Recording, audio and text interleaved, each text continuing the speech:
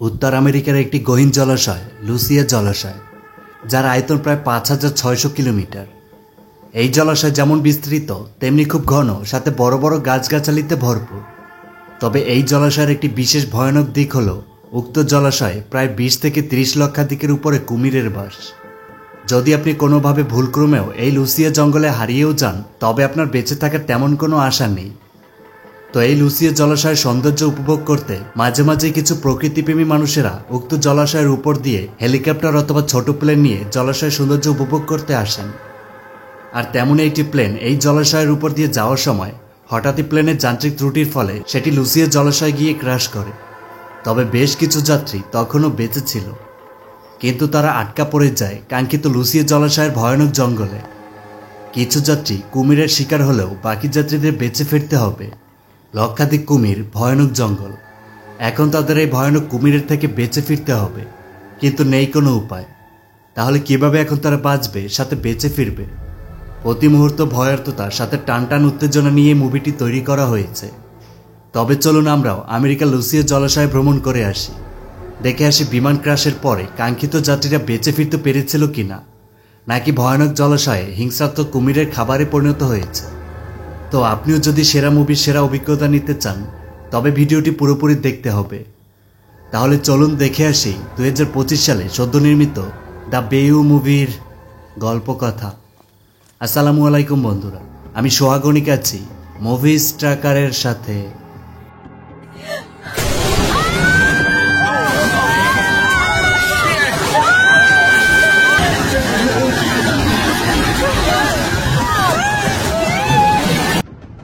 Movie শুরু হয় কাঙ্ক্ষিত লুসিয়া জলাশয়কে দেখিয়ে।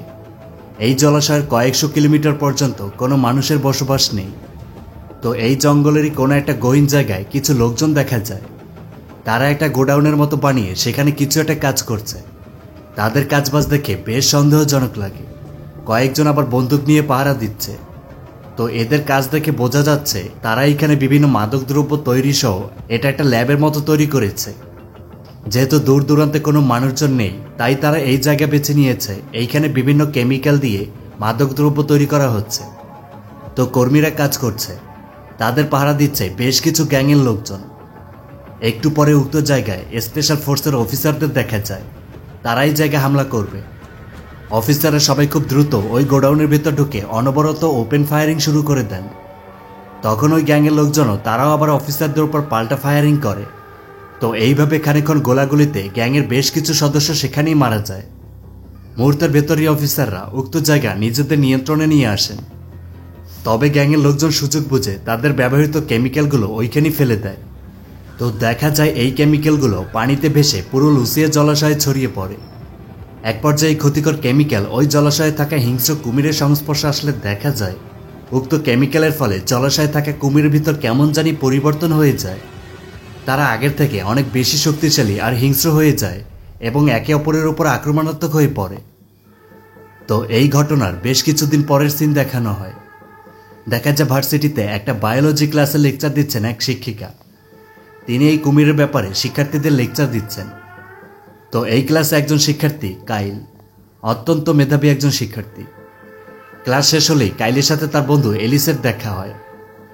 এলিসা তখন কাইলকে জানায় তারা একটা ভ্রমণ ট্রিপের ব্যবস্থা করেছে, আর তাই তারা কাইলকে তাদের সাথে নিয়ে যেতে এসেছে। তবে কাইল এই ট্রিপে যেতে রাজি নয়। সে আর আগের মতো নেই। আর এর কারণ সম্প্রতি তার ভাই মারা গেছে, যার জন্য কাইল এখনও স্বাভাবিক হতে পারছিল না। তো এরপর কাইলরা গাড়ি নিয়ে বেরিয়ে পড়ে। তাদের সাথে আরও দুজন বন্ধু ছিল। এই ছেলেটির নাম স্যাম, সাথে এই মেয়েটির নাম মালিকা। তো তারা এই ট্রিপে সবাই বেশ খুশি। রাতে তারা সবাই একটা হোটেলে ওঠে। সবাই খুব মজা করছে, তবে কাইল ছাড়া। কাইল নীরবে তার ভাইকে খুব বেশি মিস করছে, আর সে এটা নিয়ে কান্নাও করে। তবে কিভাবে কাইলের ভাই মারা গেল সেটা পরে জানা যাবে। তো পরের দিন সকালে কাইলরে সবাই আবার বেরিয়ে পড়ে। তারা এসে একটা পেট্রোল পাম্পের কাছে এসে দাঁড়ায়। কাইল স্টলের সামনে এসে দেখে এইখানে খবরের কাগজে কিছু হিংসাত্মক কুমিরের ব্যাপারে বলা হয়েছে। তবে কাইল সেগুলোকে তেমন একটা গুরুত্ব দেয় না। তখনই কাইল ওইখানে পাশে একটা বৃদ্ধ লোককে বসে থাকতে দেখে, যে কিনা ওই কুমিরের খবরই পড়ছিলেন আর হাসছিলেন। তো ওই বৃদ্ধা লোকটি তখন কাইলকে বলে, সবাই সাবধান, জলের কাছ থেকে দূরে থাকো। কাইল কিছু বুঝে উঠতে পারছিল না। তো এরপর তারা সবাই উক্ত জায়গা ত্যাগ করে। খানিকক্ষণ গাড়ি চালিয়ে তারা একটা ছোট বিমানবন্দরের মতো জায়গায় চলে আসে। তো কাইল বুঝতে পারে না তারা এইখানে কেন। তখন জানা যায় তারা একটা ছোট বিমান ট্রিপে যাবে। বিমানেই বসে তারা এই লুসিয়া জলাশয়ের সৌন্দর্য উপভোগ করবে। তো এই ব্যক্তির নাম ফ্রাঙ্ক। তিনি এই বিমানের মালিক, সাথে পাইলটও। তবে সে তেমন একটা সুবিধারও নয়। আর এর কারণ ফ্রাঙ্ক সর্বদা নেশার ঘরে থাকে, কাজে বাজে তেমন কোনো গুরুত্ব নেই। তো খানিকক্ষণ বাদে দেখা যায় কাইলদের মতো আরও কয়েকজন কাপল তারা উক্ত বিমান ট্রিপের জন্য ফ্রাঙ্কের কাছে এসেছেন। তারা বিমানে করে লুসিয়া জলাশয়ের সৌন্দর্য উপভোগ করতে ইচ্ছুক। তো ফ্রাঙ্ক তাদের সাথে কিছুক্ষণ কথাবার্তা শেষ করে বিমান ভ্রমণের জন্য প্রস্তুত হন। এরপর সবাই এক এক করে বিমানে উঠে পড়ে। তো বিমানে একজন কোপাইলটও ছিলেন। খানিকক্ষণ বাদে বিমান উক্ত বন্দর ত্যাগ করে লুসিয়া জলাশয়ের উদ্দেশ্যে যাত্রা শুরু করে। 9 জন যাত্রী, 2 জন পাইলট সহ তাদের এই যাত্রার শুরুটা ভালোই ছিল। তবে একটু পরে তাদের ভেতরে থাকে একজন লোক, যিনি কিনা একজন ব্যবসায়ী। তিনি প্লেনের ভেতরে বসে অনবরত ফোনে কথা বলেই যাচ্ছেন। আর এতে করে বাকি যাত্রীরা সবাই বেশ বিরক্তি হচ্ছিলেন। তারা বারবার ওই ব্যবসায়ীকে নিষেধ করা সত্ত্বেও তিনি কারোর কথায় গুরুত্ব দিচ্ছিলেন না। আর তখনই প্লেনে থাকা এক ব্যক্তি ওই ব্যবসায়ীর কাছ থেকে তার মোবাইল ছিনিয়ে নিতে চায়। আর এতে করে প্লেনের ভেতর একটা হট্টগোল বেঁধে গেলে প্লেন তখন আর কন্ট্রোলে থাকে না। বেশ ঝাঁকুনি সৃষ্টি হয়, পাইলট প্লেন নিয়ন্ত্রণে আনতে পারেন না। ফ্রাঙ্কও বেশ চেষ্টা করছেন, তবে তারা প্লেন নিয়ন্ত্রণে নিয়ে আসতে ব্যর্থ হয়। ইঞ্জিন আর ঠিক থাকে না। পাইলট জানিয়ে দেন তারা এমার্জেন্সি ল্যান্ডিং ক্র্যাশ করতে যাচ্ছেন। একটু পরে প্লেন বেশ ঝাঁকুনি দিয়ে আস্তে আস্তে নিচে পড়তে শুরু করে। ভেতরে থাকা সবাই বেশ খানিকটা আহতও হয়। তো খানিকক্ষণ বাদে দেখা যায় প্লেন একটা নদীর ভেতরে ক্র্যাশ করেছে। সবাই সাঁতরে তীরে উঠে পড়ে। তবে সবারই অবস্থা বেশ খারাপ। প্লেন ভেঙে চুরে একাকার। প্লেনে থাকা সবাই তীরে উঠে আসতে সক্ষম হয়। তবে তখন আবার প্লেনের কোপাইলটকে খুঁজে পাওয়া যাচ্ছিল না। ফ্রাঙ্ক কোপাইলটকে অনেক ডাকাডাকি করে, কিন্তু তার কোনো হদিসই নেই। এখন তারা সবাই আটকা পড়ে আছে লুসিয়া জলাশয়ের মতো একটা ভয়ঙ্কর জঙ্গলে। এইখানে তাদের সাহায্য করার জন্য কেউই নেই, কারণ মার্কিন যুক্তরাষ্ট্রের সর্ববৃহৎ জলাভূমি এটা। তো কাইল তখন সবাইকে বলে এখন তাদের বাঁচতে হলে খাবার সাথে আশ্রয়ের প্রয়োজন। আর তারা জানে না যে এই জঙ্গলে কোনো হিংস্র প্রাণী আছে কিনা। তবে তাদের সাবধানে থাকতে হবে।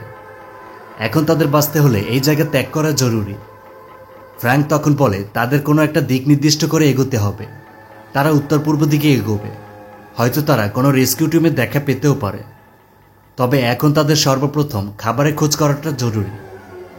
তখন দেখা যায় এলিসা জঙ্গলের ভেতরে একটা জায়গায় কিছু বড়সড় ডিম দেখতে পায়। তো এলিসা কিছু না বুঝেই কয়েকটা ডিম তার সাথে নিয়ে নেয়। তো এখন তারা এই জায়গা থেকে চলে যাবে। তবে তখনই তাদের নজরে আসে প্লেনের ভাঙা অংশের কাছে পানির ভিতরে তাদের কোপাইলট দাঁড়িয়ে আছে। তো ফ্রাঙ্কো দ্রুত দৌড়ে কোপাইলটকে বাঁচাতে পানিতে ঝাঁপিয়ে পড়ে।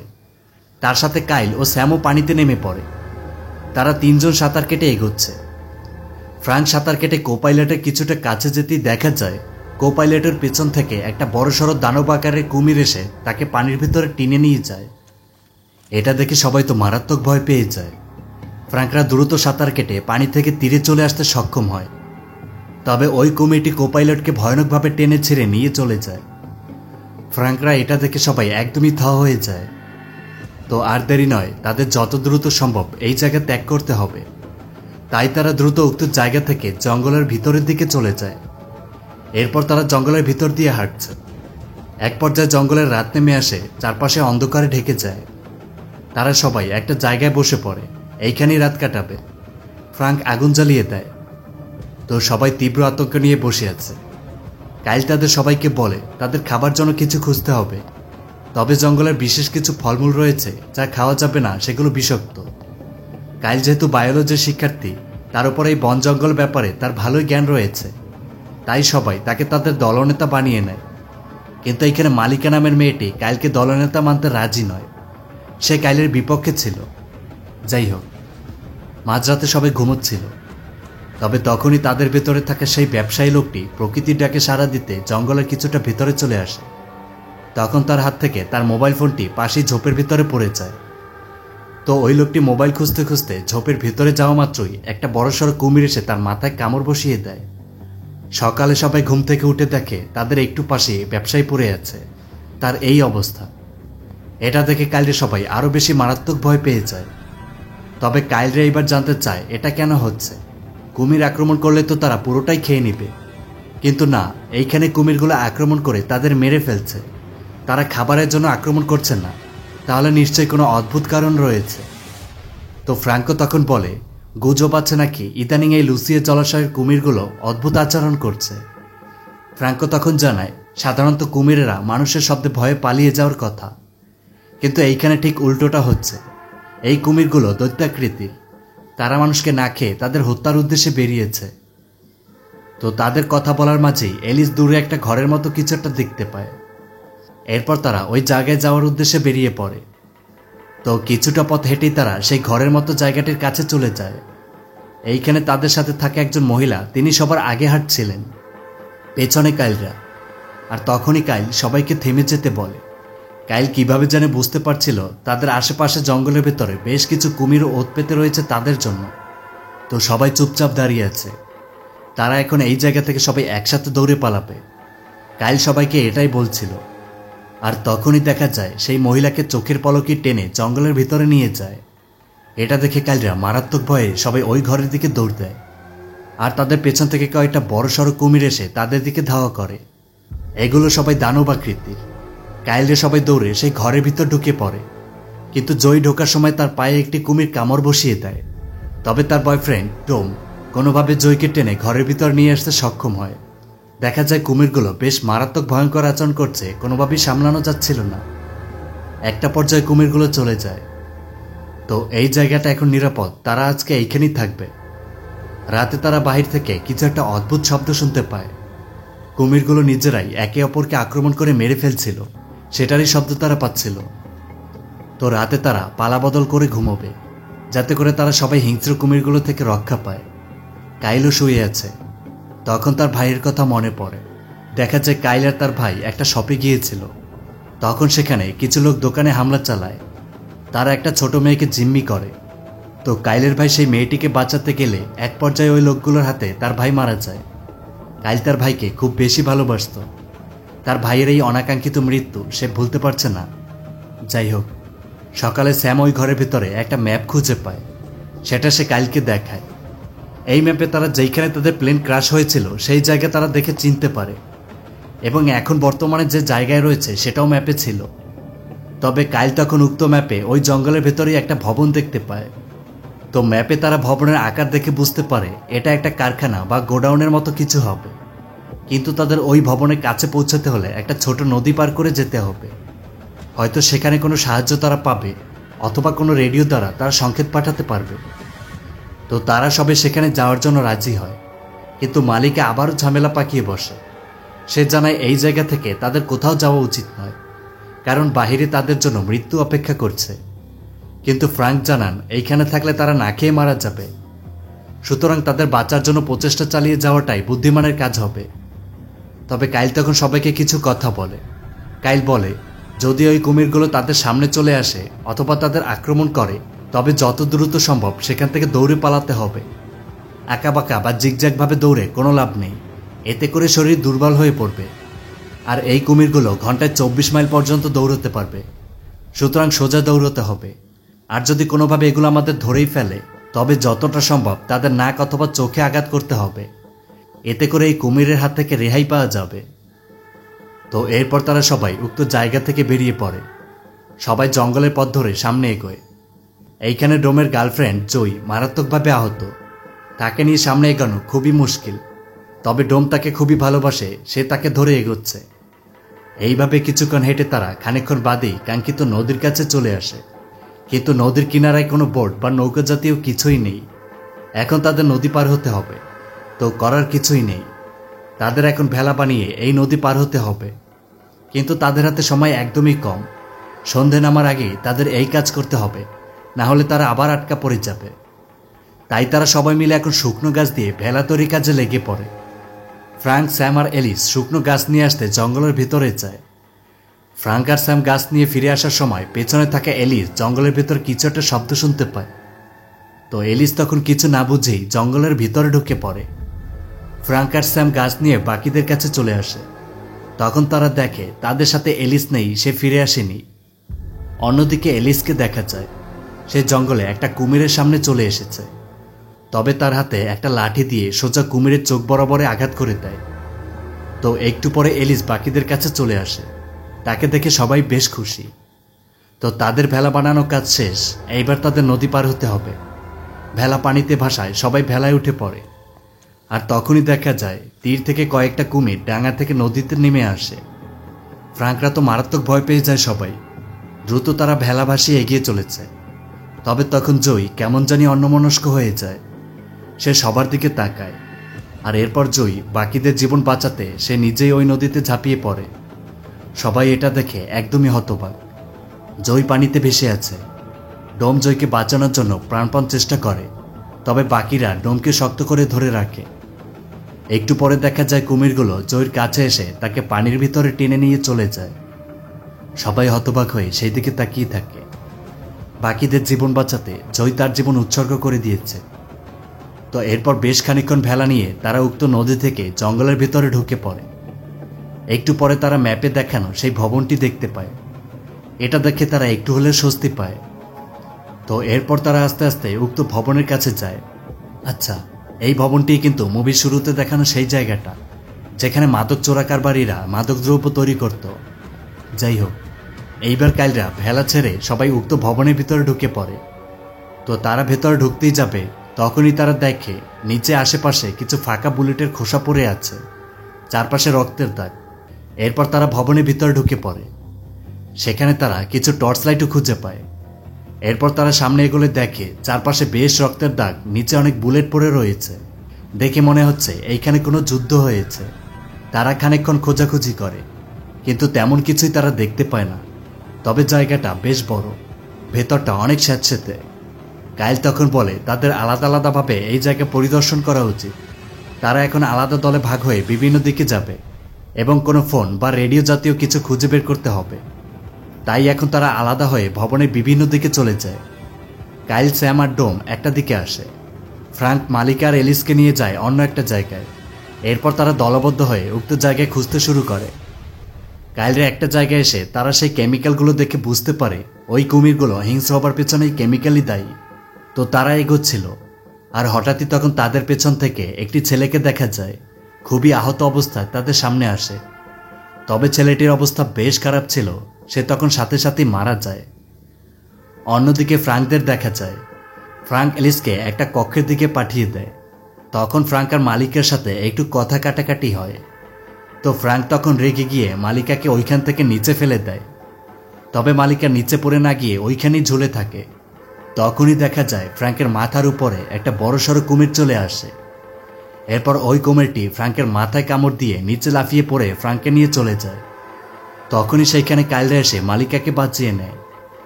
তো এরপর তারা সবাই ওই গোডাউনের আরও ভিতরে ঢুকে পড়ে। তারা সবাই একটা জায়গায় আসার পর দেখে এইখানে একটা জায়গায় বেশ কয়েকটা বড়সড় কুমির অল্প পানিতে ঘুমোচ্ছিল। কাইল তখন অন্য পাশের একটা কক্ষে রেডিও জাতীয় কিছু জিনিস দেখতে পাচ্ছিল, কিন্তু তাদের সেখানে যেতে হলে এই কুমিরগুলোকে পার করে যেতে হবে।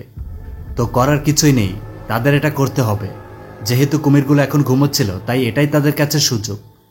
তো বেশি কিছু না ভেবে কাইল আস্তে আস্তে উক্ত কক্ষের ভিতরে ঢুকে পড়ে। এরপর খুব সাবধানতার সাথে আস্তে আস্তে কাইল কুমিরগুলো পার করে চলে যায়। তার পেছনে ডোম, এরপর এলিসা, মালিকা এবং শেষে স্যাম।